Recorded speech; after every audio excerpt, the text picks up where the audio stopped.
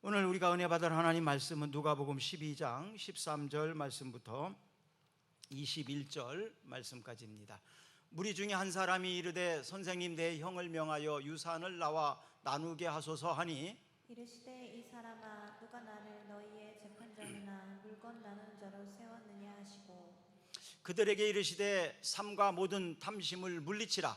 사람의 생명이 그 소유에 넉넉한 데 있지 아니하니라 하시고, 또 비유로 그들에게 말하여 이르시되 한 부자가 그 밭에 소출이 풍성하매 심중에 생각하여 이르되 내가 곡식 쌓아둘 곳이 없으니 어찌할까 하고, 또 이르시되 내가 이렇게 하리라. 내 곡간을 헐고 더 크게 짓고 내 모든 곡식과 물건을 거기 쌓아두리라. 또 내가 내 영혼에게 이르되 내 영혼아, 여러 해 쓸 물건을 많이 쌓아두었으니 평안히 쉬고 먹고 마시고 즐거워하자 하리라 하되, 하나님은 이르시되 어리석은 자여, 오늘 밤에 내 영혼을 도로 찾으리니 그러면 내 준비한 것이 누구의 것이 되겠느냐 하셨으니, 자기를 위하여 재물을 쌓아두고 하나님께 대하여 부요하지 못한 자가 이와 같으니라. 아멘. 모든 동물에게는 욕구가 있습니다. 특히 사람에게는 이 욕구가 더 많이 있습니다. 식욕, 명예욕, 물욕, 권력욕, 물질에 대한 이런 욕구들이 다 있는데요. 이런 욕구들이 잘 훈련되지 않은 것을 우리는 동물 중에 짐승이라고 그럽니다. 욕구들이 어느 정도 절제가 되고 훈련이 된 동물들을 우리는 가축이라고 그럽니다. 이런 것들이 더 잘 훈련되고 절제돼서 살아가는 것을 우리는 사람이라고 그럽니다. 사람이 이런 욕구들을 절제하지 못하고 살 때 우리는 그 사람을 향하여 짐승보다 못한 사람이라고 그럽니다. 한 사람이 예수님께 유산상속의 문제를 가지고 와서 해결해 달라고 요청을 합니다. 이때 예수님께서는 그 사람의 요청을 단호하게 거절합니다. 그리고 탐심에 이끌려 살아가는 어리석은 부자에 대해서 말씀을 해주고 있습니다. 이 어리석은 부자의 비유를 통해서 예수님께서는 재물에 대한 우리가 어떤 태도를 가져야 되고 어떤 관점을 가져야 될지를 잘 가르쳐 주고 있습니다. 상속 재산의 어떤 분쟁, 이 문제는 바로 형제는 얼마나 가까운 사이입니다.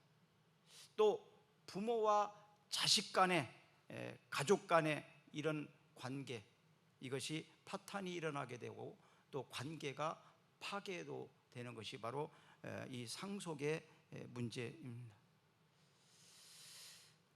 우리가 그토록 아끼고 지키려고 하고 끌어모으려고 했던 그것이 진품인 줄 알고 진짜인 줄 알고 정말 가치 있는 것으로 생각하고 목숨을 걸어가면서 지켰던 그 애지중지했던 그 물건이 만약에 가짜였다면 얼마나 허탈할까요?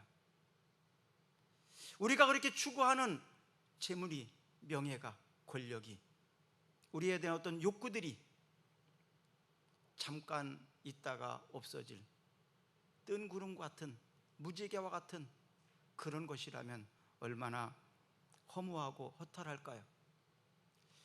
최근에 은행이나 특히 새마을금고 이런 부도설 이런 일로 인해서 매스컴에서 계속 시끄럽습니다. 어느 정도는 보정을 해주고 보장을 해주지만 그 이상이 있었을 때에는 보장하지 않는 그런 법들이 있잖아요. 이럴 때 마음 졸여본 사람 혹시 있으신지 모르겠습니다. 그것이 안전한 줄 알고 넣어놨는데 어느 만큼만 보장해주고 그 이상은 다 날아가 버린다면 얼마나 허무하고 허탈할까요? 오늘 어리석은 부자를 통해서 우리가 가져야 되는 재물이나 명예나 권력에 대해서 다시 한번 생각해보는 교훈을 받는 기회로 삼으려고 합니다. 디모데전서 6장 17절 말씀을 한번 같이 읽어보겠습니다. 내가 이 세대에서 부한 자들을 명하여 마음을 높이지 말고 정함이 없는 재물에 소망을 두지 말고 오직 우리에게 모든 것을 후히 주사 누리게 하시는 하나님께 두며 어디에다가 우리가 소망을 두고 살아야 되느냐. 아무리 많은 재물이 있다 할지라도 그것을 누리지 못한다면 어떤 의미가, 어떤 가치가 있겠느냐 하는 도전의 말씀입니다. 오늘 본문에 등장한 이 사람은 형이 아무래도 좀 여러 가지 면에서 힘이 있고 또 기득권을 가진 사람이라고 생각해 볼 수 있잖아요. 만약에 자신에게 힘이 있었다면 그 형에게 자기의 몫을 당당하게 요구하고 주지 않는다면 어떤 방법을 취했을 거예요. 그런데 너무 억울한 거죠. 형이 힘이 있으니까, 기득권을 가지고 있으니까 그것을 나눌 방법이 없어서 결국 예수님께 찾아와서 형에게 좀 내게 돌아올 몫을 나눠달라고 주님이 좀 그렇게 해결해 달라고 부탁한 것 아니겠습니까? 불의한 그 형을 고발하는 거죠. 약자로서 자기의 억울함을 호소한 거죠. 우리는 충분한 공감을 가질 수 있습니다.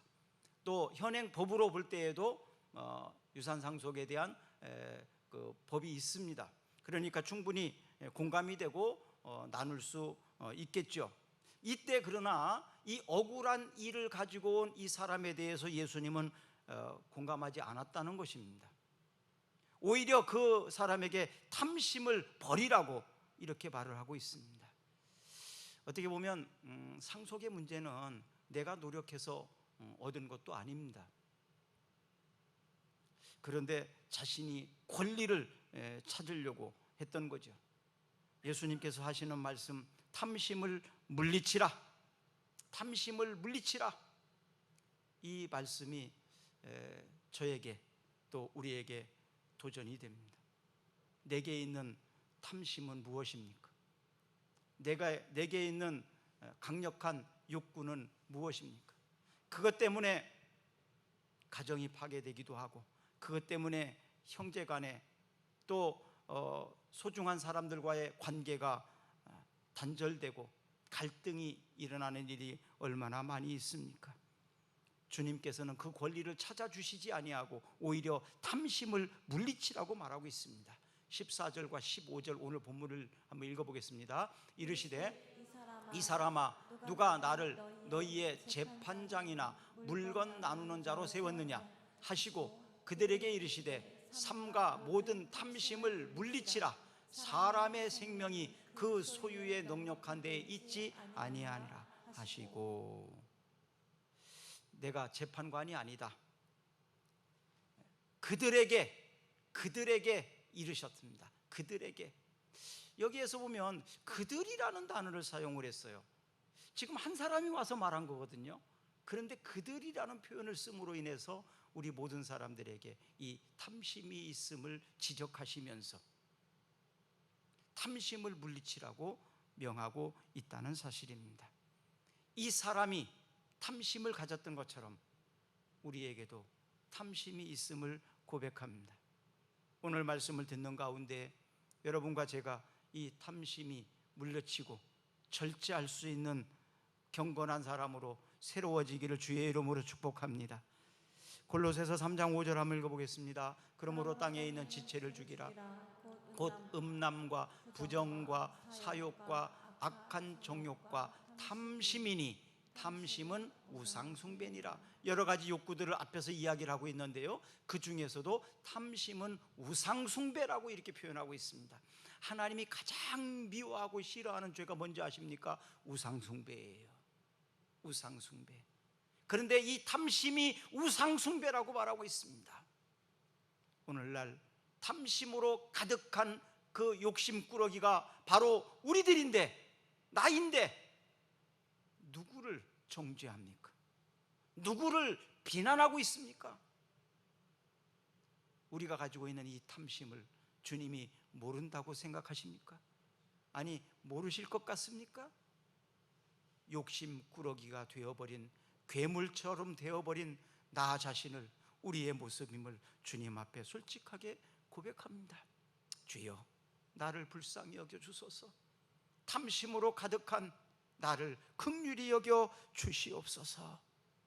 왜 이 탐심을 극복해야 되느냐 하면 우상 숭배일 뿐만 아니라 특히 그리스도인으로서 하나님의 아들, 하나님의 딸로서 누려야 되는 그 기쁨과 행복과 자유를 누리지 못하게 되는 것이 바로 이 탐욕 때문이에요. 왜 신앙생활이 제대로 안 되는 겁니까? 왜 하나님이 우리에게 주신 그 자유함과 행복과 구원받은 자의 기쁨을 왜 만끽하며 누리지 못하는지 아십니까? 그것은 탐심 때문이에요. 이 탐욕 때문이에요. 왜 신앙생활을 바르게 제대로 열심히 하지 못하는지 아십니까? 이 욕심 때문이에요. 그래서 어떤 이들은 예수 믿는 것은 좋은 일이다, 교회 나가는 건 참 좋은 거지, 그런데 너무 열심히 하지 마라, 너무 빠지지는 마라, 이렇게 말을 해요. 너무 빠지지는 마라, 너무 열심히는 하지 마라. 좋은 거는 알겠는데 빠질까 봐. 여러분, 빠지지 않으면요 그 진가를 알지 못합니다. 한번 이렇게 바꾸어 말해 볼까요? 여러분 아들과 딸에게, 야, 공부하는 건 참 좋은 일이지, 그런데 너무 열심히 하지는 마라. 어떻게 좋은 말인 것 같습니까? 잘 말하고 있는 것 같습니까? 좋은 거지요. 그런데 너무 열심히 공부하지는 마. 아니, 좋은 거면 열심히 해야 되지 않겠습니까? 신앙생활은 정말 자유한 겁니다. 신앙생활은요 너무 기쁜 거예요. 신앙생활을 잘하면 너무너무 행복한 거예요. 세상에서 줄 수 없는 그 기쁨과 그 행복과 그 만족이 신앙생활에 있어요. 그래서 나 무엇과도 바꿀 수 없네, 우리 그렇게 고백할 수 있어요. 오늘 아까 찬양하는 가운데 찬양을 할 때 필요하다면, 주님이 원하신다면 나를 제단 위에 드리겠나이다. 아니, 이걸 누가 정말 이렇게 고백할 수 있습니까? 여기에 있는 여러분 그렇게 고백할 수 있겠습니까? 주님이 원하신다면 나를 제단 위에 드리겠습니다. 제단 위에 드린다는 것이 무슨 의미입니까? 제단 위에 드린다는 얘기는 제물로 드린다는 얘기거든요. 제물로 드린다는 얘기는, 제물을 드리는 방법은 여러 가지가 있는데요, 불을 태워서, 불로 나를 다 태워서 화제로 드리는 방법이 있어요. 또 나를 칼로 다 피를 빼고 내장을 꺼내서 다 잘라서 각을 떠서, 이건 생명을 드리는 거예요. 생명을, 내 생명을 드리는 거예요. 내 인생을 드리는 거예요. 저는 이 찬양을 따라하면서 네, 그렇게 하겠습니다 하고 저는 고백했어요. 사실 나 그렇게 하겠습니다, 주님. 필요하시다면 내 생명을, 내 인생을 기꺼이 드리리이다. 또 드리게 해달라고, 드릴 수 있게 해달라고. 근데 저처럼 그렇게 고백한 사람 몇 사람 있는지 모르겠습니다. 적어도 이 찬양을 선별하고 이 찬양을 골라서 부르면서 찬양을 인도하신 분은 그런 각오가 되어 있으니까 하셨겠죠? 네, 그렇다네요. 왜 그렇습니까? 왜 이런 찬양을 할 수 있습니까? 왜 이렇게 고백하고 싶습니까? 주님이 어떻게 보면 나의 전부니까요. 정말 주님을 믿어보니까 너무 행복하고 좋으니까요. 그러니까 고백할 수 있는 거예요. 여러분, 신앙생활을 잘하면요 이 기쁨이 있습니다. 이 행복이 있습니다. 세상에 그 어떤 것이 줄 수 없는 그 행복과 기쁨이 있습니다. 사랑하는 여러분, 그리스도인으로서 누리지 못하고 있는 것이 참 저는 안타까울 뿐이거든요. 안타깝거든요. 잘하는 사람들이 누리는 영광이 있습니다. 공부를 열심히 해서 잘하게 되면요, 제 강단 올라가 가지고 상을 받습니다. 그럼 많은 학생들이 뒤에서 잘했다고 박수 쳐줍니다. 그 상을 받을 때 그 행복과 기쁨을 아시겠습니까? 운동선수들이요 잘해가지고 우승을 하게 되면요 우승컵을 들고 환호합니다. 사람들은 그에게 박수를 쳐줍니다. 잘했다고. 잘하고 나면 이런 영광의 면류관이 우리에게 예비되어 있다고 성경은 약속을 하고 있습니다. 영광의 면류관, 썩지 않은 면류관, 이 면류관이 우리를 위하여 예비되어 있습니다. 뿐만 아니라 신앙생활 할 때도 행복해집니다. 공부를 열심히 하는 사람들은요, 학교 가기가 좋습니다. 재미있습니다. 그렇죠? 운동선수를 잘하는 사람들도 똑같아요. 경기하는 것이 재미있고 즐기면서 합니다. 그런데 못하고 안 되는 사람은 힘듭니다. 힘들게 사지 마시고 재미있게 사시기를 바랍니다. 왜냐하면 우리는 하나님께서 그리스도인으로 선택했을 때 이미 우리에게 주신 에너지가 있거든요. 우리에게 타고난 재능을 주님이 주셨거든요. 그리스도인으로서 누릴 수 있는 기쁨과 행복과 자유를 누리시기를 주의 이름으로 축복합니다. 마태복음 19장 23절부터 24절까지 읽어볼까요? 예수께서 제자들에게 이르시되 내가 진실로 너희에게 이르노니 부자는 천국에 들어가기 어려우니라. 다시 너희에게 말하노니 낙타가 바늘기로 들어가는 것이 부자가 하나님의 나라에 들어가는 것보다 쉬우니라 하시니라. 낙타가 바늘기로 들어가는 것, 가능한 일일까요? 불가능한 일이거든요. 사람의 힘으로는 불가능한 일입니다. 그런데 하나님은 하나님으로서는 할 수 있거든요. 그래서 신앙생활이라는 것이 내 힘만으로는 어렵더라. 그래서 기도하는 겁니다. 하나님, 신앙생활 잘할 수 있게 해주세요. 하나님, 저를 도와주세요. 학교에 가면 선생님들이 학생들을 공부를 잘 가르쳐 주잖아요. 내 힘으로는 잘 어려워요. 이해할 수가 없어요. 그러니까 선생님이 도와주잖아요. 옆에서 이렇게 하는 거야, 이렇게 하면 쉬워, 가르쳐 주잖아요. 그런 것처럼 우리가 신앙생활에도 내 힘으로 내 의지로만 한다는 것은 어렵습니다. 거의 불가능에 가까워요. 그래서 예수님께서 성령을 보내주셨어요. 그 성령께서는 우리의 가정선생님, 개인선생님, 몽학선생님, 보혜사라는 표현을 썼거든요. 바로 성령님은 나의 가정선생님이에요. 성령님은 나의 개인교사예요. 그래서 나에게 맞춤식으로 나에게 필요한 것을 잘 가르쳐 주십니다. 내 수준에 맞게. 그 성령께서 우리에게 가르쳐 주시는 대로 따라하면 우리도 모르는 사이에 내 실력이 쭉쭉 크게 되는 거죠. 우리의 신앙생활도 그렇게 해서 잘할 수 있습니다. 왜 여기에는 부자가 하나님의 나라에 들어가는 것이 낙타가 바늘기로 들어가는 것보다 어렵다고 했을까요? 돈 때문에 신앙생활하기가 어려울 수 있다는 얘기입니다. 그것을 바라보게 되면 신앙생활이 어려울 수 있다. 이뿐만 아니라 다른 것도 마찬가지입니다. 교회 생활을 할 때 여러 가지 장애 요소가 있잖아요. 먹는 것이 있을 수도 있고, 주변 사람 일대일 수도 있고, 직장과 사업 때문에 그럴 수도 있어요. 그러나 그거보다 더 소중하고 더 중요한 가치가 있다는 걸 안다면, 둘 다 잡을 수 없다면 더 소중하고 더 귀한 것을 잡는 것이 지혜로운 것 아니겠습니까? 그리고 다른 것은 후에, 그렇죠? 미루는 거 아니면 포기하는 것이 맞지 않겠습니까? 공부도 잘하고 게임도 열심히 하고 놀는 것도 열심히 하고 다 할 수 있다면 얼마나 좋겠어요. 그러나 두 가지를 동시에 못한다면 한 가지 포기해야 되지 않겠습니까? 그리고 더 소중하고 더 귀한 것을 붙잡아야 되지 않겠습니까? 모든 것들은 때와 시기가 있습니다.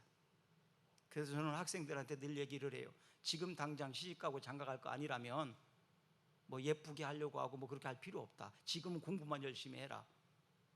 네가 공부 열심히 해놓으면 나중에 엄청 많은 좋은 남자들이, 좋은 여자들이 옆에 따라올 거다. 근데 지금 네가 연애하고 하느라고 안 하면 그렇게 좋은 사람, 멋진 사람들이 네 옆에 안 온다. 지금은 뭐 할 때인가를 잘 알아야 됩니다. 지금은 내가 무엇을 해야 될 때인지 알아야 됩니다. 더 소중한 것을 위해서 덜 소중한 것을 과감하게 버릴 수 있기를 축복합니다. 물리칠 수 있기를 축복합니다. 야고보서 1장 14절에서 15절까지 읽어보겠습니다. 오직 각 사람이 시험을 받는 것은 자기 욕심에 떨려 미혹됨이니 욕심이 잉태한 즉 죄를 낳고 죄가 장성한 즉 사망을 낳느니라. 사람이 시험 받을 때 무엇 때문이라고, 누구 때문이라고 말하지 마라.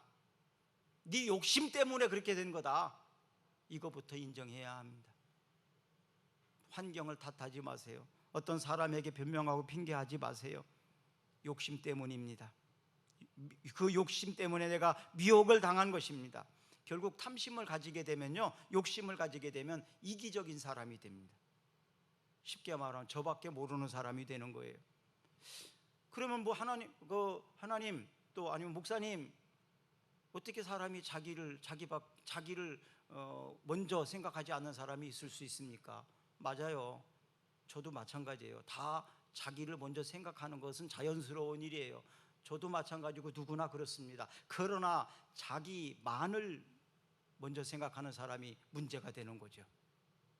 다 나를 먼저 생각하고 내 가족을 먼저 생각하고 내 편을 생각하는 것은 뭐 자연스러운 일이에요. 그러나 나 외에 다른 사람을 배려하지 못하고 다른 사람을 볼지 못하는 그런 사람을 말하는 거죠. 이런 사람을 우리는 욕심의 지배를 당하게 되면 결국 이기주의자가 되는 거예요. 이기주의자. 이런 사람은요, 객관적일 수가 없습니다.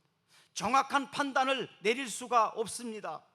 결국 자기밖에 모르는 함정에 빠지게 되는 거예요. 남을 배려할 줄 모릅니다. 조금 더 지나치게 되면요, 양보하는 것이 아니라 양보를 요구합니다. 양보하지 않은 것에 대해서 원망합니다. 비난합니다. 왜 양보하지 않았느냐고. 양보는 요구하는 게 아니잖아요, 그렇죠? 내가 하는 거지. 근데 양보하지 않은 것에 대해서 비난합니다. 그리고 원망합니다. 그리고 자기의 권리만을 내세웁니다. 나는 이런 권리가 있다고. 의무와 책임은 인정하지 않으려고 합니다. 의무와 책임은 지지 않으려고 합니다. 권리만을 요구합니다. 이게 욕심에 이끌린 사람이에요. 욕심꾸러기 인생으로 살아가는 사람들의 모습입니다. 요즘에 사람들이 그런 얘기를 많이 합니다. 교회 다니는 사람들이 욕심꾸러기가 많다고.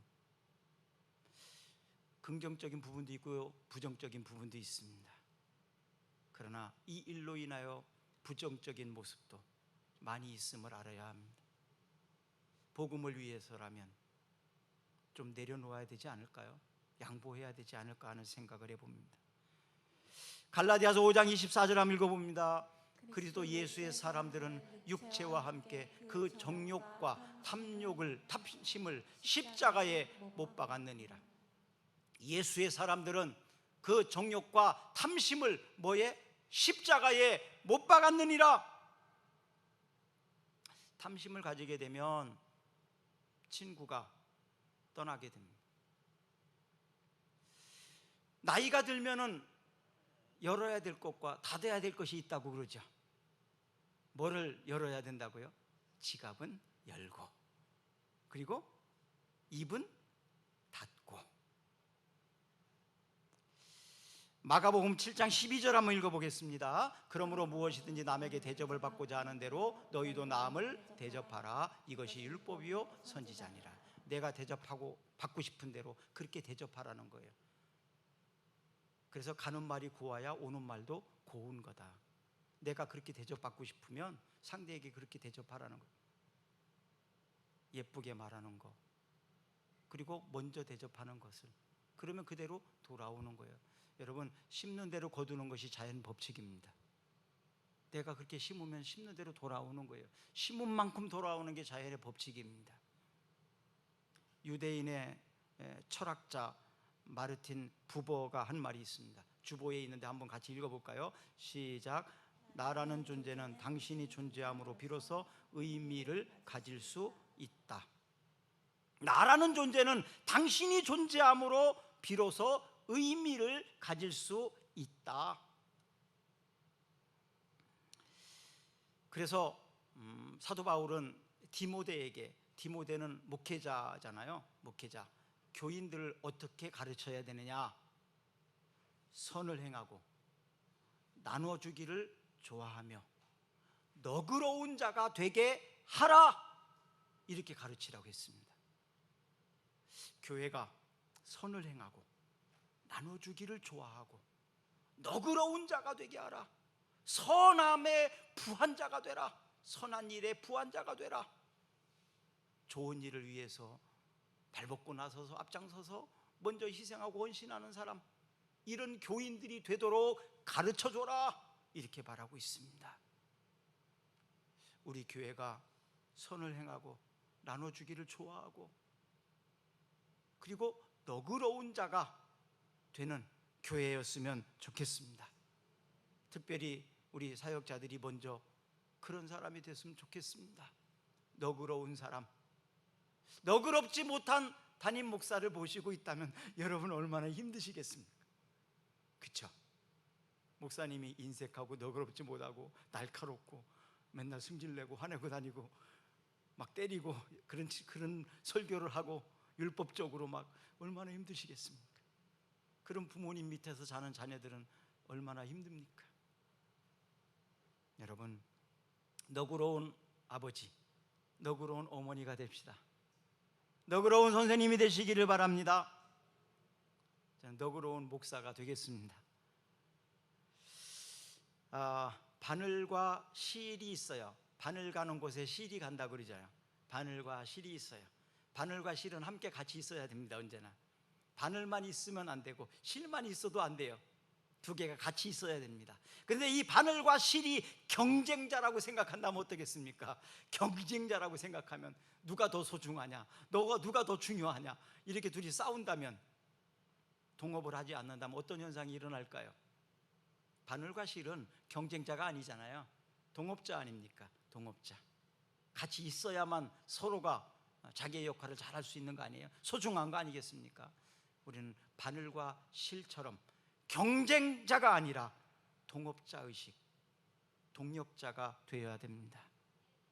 탐심을 가지게 되면 하나님의 말씀이 들리지 않아요. 왠지 아십니까? 주인이 누구인지를 모르기 때문에 그렇습니다. 나의 주인이 누군지, 나에게 주신 물질의 주인이 누구인지를 모르기 때문에 그렇습니다. 11조의 정신 중에서 아주 중요한 두 가지가, 하나는 사역을 위한 것이고요, 또 한 가지는요, 하나님께 주권을 인정하는 태도거든요. 그 신앙 고백입니다. 그런 의미에서 이건 굉장히 중요한 의미가 있어요. 나의 모든 것이, 나의 물질이 다 하나님의 것입니다. 하나님이 주인이십니다. 이것을 고백하는 거거든요. 이거 엄청난 신앙 고백이죠.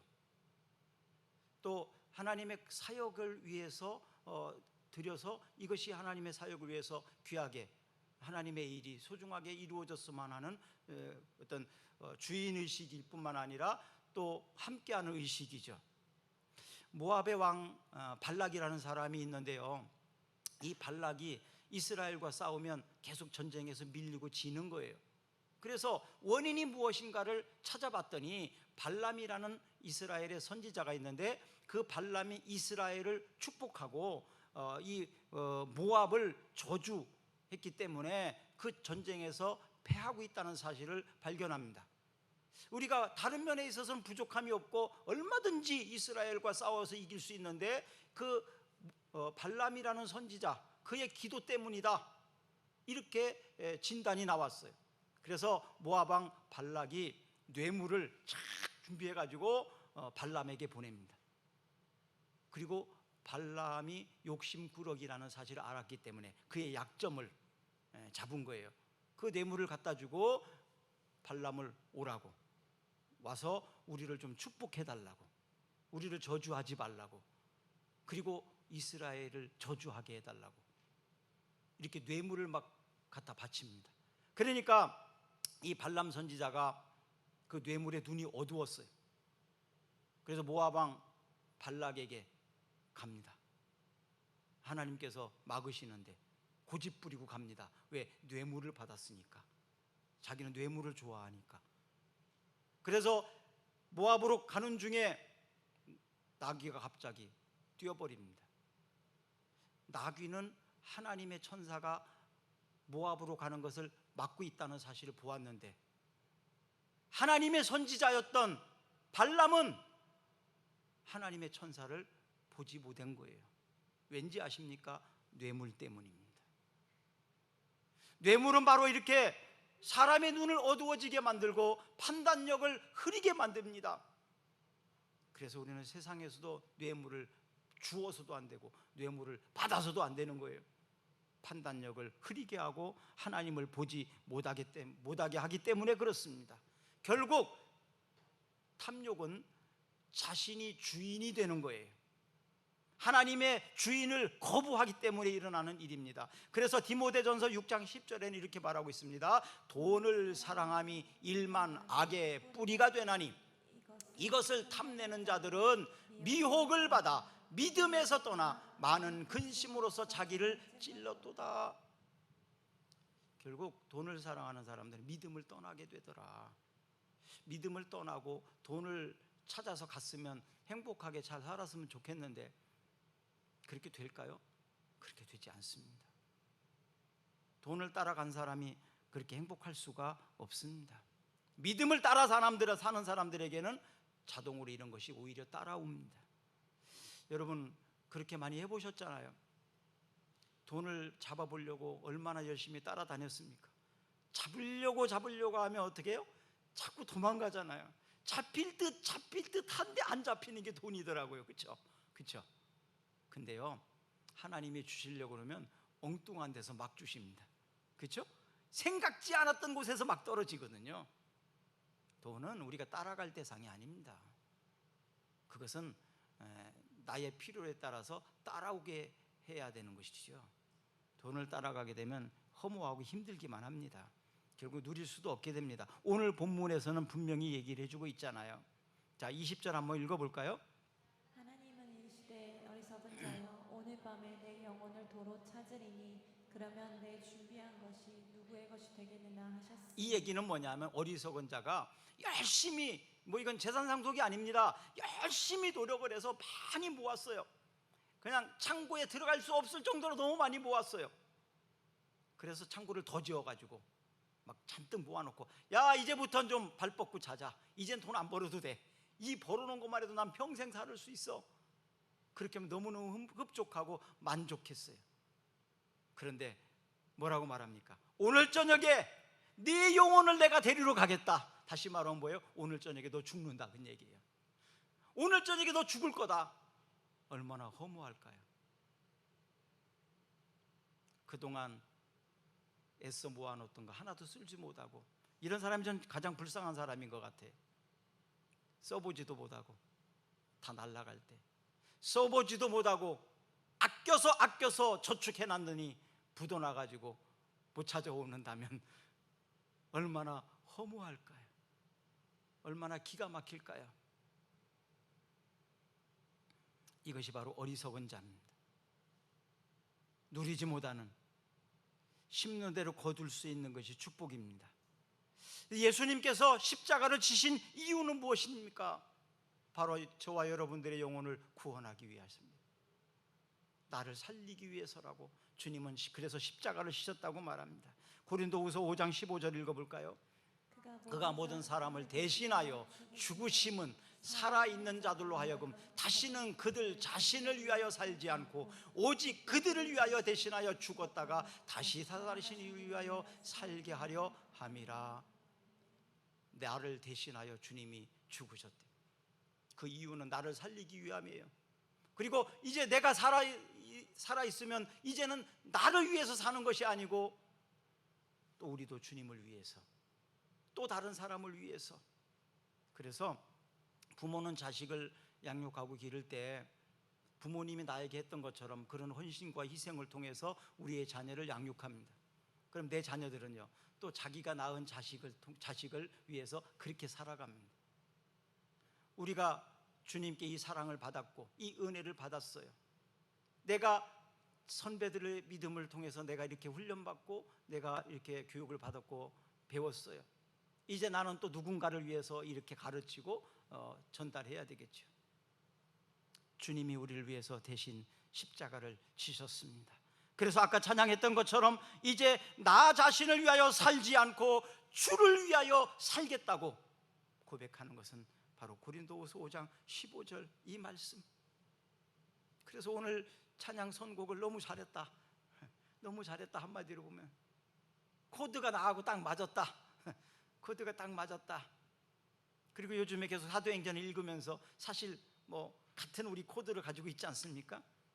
바울이 복음을 전하기 위해서 당하는 그 수모, 왜 도대체 무엇 때문에 그게 얼마나 소중한 거길래 저 사람이 목숨을 던질까, 저기에다가 인생을 던질까?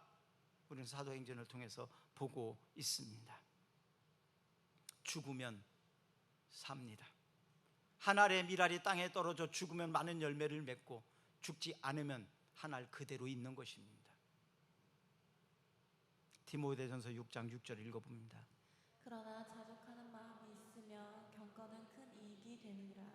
자, 사도 바울은 우리에게 이렇게 교훈합니다. 자족하는 마음을 가져라. 지금 가지고 있는 것으로 족한 마음, 그래야 감사할 수 있어요. 감사할 수 있어요. 그것이 얼마이든 어떻든 간에 감사하며 살라는, 감사하며. 왜 감사를 잃어버리고 원망하며 살아갑니까? 사실 이것이 병이 됩니다. 정신적으로 육체적으로 다 질병을 가지고 옵니다. 지금 여러분들은 감사를 잃어버리고 살고 있지는 않습니까? 아니면 감사하고 삽니까? 너무 고맙고 감사하다, 감사하다. 마태복음 6장 20절과 21절을 읽어봅니다. 오직 너희를 위하여 보물을 하늘에 쌓아두라. 거기는 좀이나 동록이 해하지 못하며 도둑이 구멍을 뚫지 못하고 도둑질하여도 못하느니라. 내 보물이 있는 곳에 내 마음도 있느니라. 또 오늘 본문 마지막 절 다시 한번 읽어봅니다. 자기를 위하여 재물을 쌓아두고 하나님께 대하여 부요하지 못한 자가 이와 같으니라. 우리 같이 기도합시다. 하나님 앞에서 부요한 삶을 살기를 원합니다. 하나님, 내게 주신 이 모든 것들로 이미 만족하고 감사합니다. 자족하는 마음을 주시옵소서. 그리고 내게 주신 이것들이 나만을 위하여 사용하지 않게 하시고 누군가를 위해서, 필요한 일을 위하여, 하나님의 사역을 위하여 드릴 수 있는 우리가 되기를 원합니다. 어리석은 부자가 되지 않기를 원합니다. 남을 위해서 주기 위하여 공부하고, 남을 위하여 주기 위하여 사업을 하고, 선한 일을 위해서 부한 자가 되는 우리의 삶, 우리의 인생이 되게 하옵소서.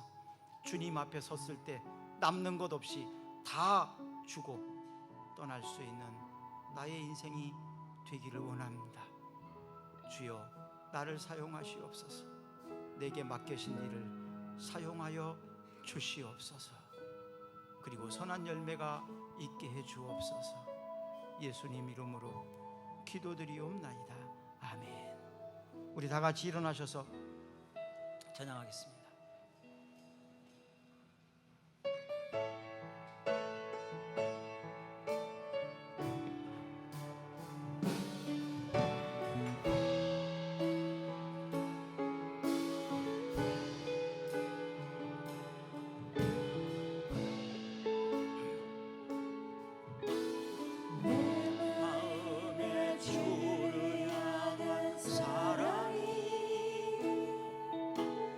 나